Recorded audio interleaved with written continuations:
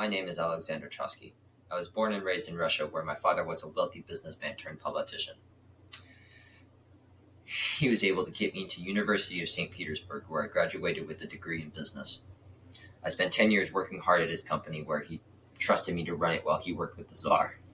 When my father got into politics, he became very close to the Tsar. He got into the royal court, and for my family, it was a huge success and it came with many benefits. Living in a nice house, having good income, and not having to worry about much at all. My father and I started to believe the Tsar was not good enough to run the country, and we started to talk with the communists. Once the Tsar found out about that, he threatened us with treason and said if we did not leave immediately that we would be executed on the spot. So we fled.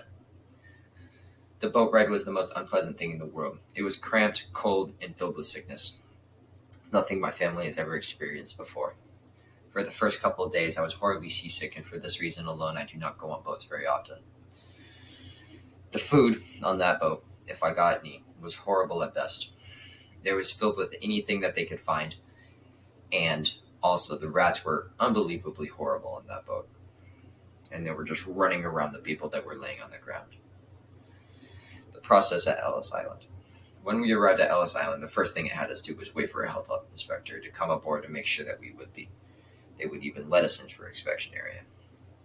They looked me over and made sure that I didn't have any visible sickness that I could have caught on this horrible boat.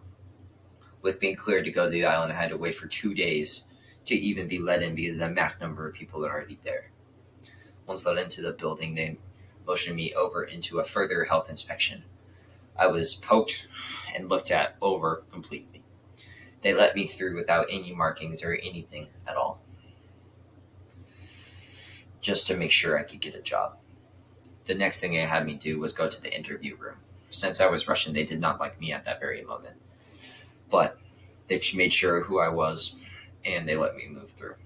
After that, we walked down the stairs of separation into America. 6 months after I got to America, I found a factory job that was not fun. The hours were long, the pay was bad, but once my bosses found out that I had a business degree, they promoted me to assistant manager and eventually manager. These hours were not as nice still, but the pay was a little better.